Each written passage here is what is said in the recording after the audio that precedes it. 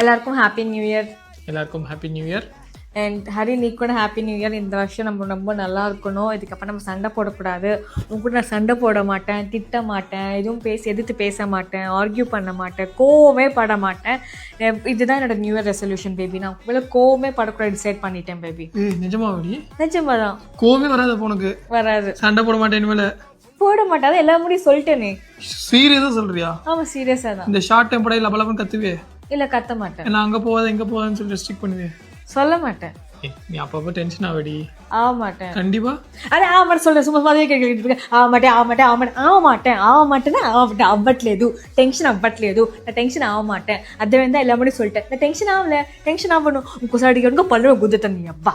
Tension అవ్వను. Okay okay okay. Happy new year. New இயருக்கு நிறைய பேர் சூப்பரான ரெசல்யூஷன்ஸும் வித்தியாசமான ரெசல்யூஷனும் எடுத்திருப்பாங்க. அப்படியா கப்பல் கோல்ஸ்ல ஒரு சூப்பரான ரெசல்யூஷனை இந்த வைஃப் எடுத்திருக்காங்க. அதுக்கு அந்த ஹஸ்பண்ட் எப்படிலாம் கேட்டு டார்ச்சர் பண்ணிருக்காரு பாருங்களேன். இந்த வீடியோவை ஹரிதா 0207 அப்படிங்கிற இந்த ஐடியில இவங்க போஸ்ட் பண்ணிருக்காங்க. அடா வாட் அ ரெசல்யூஷன் அப்படின்னு கொடுத்திருக்காங்க. அவங்களுக்கே இந்த ரெசல்யூஷனை பார்க்கும்போது பயங்கர காமிக்கா தெரிஞ்சிருக்கு.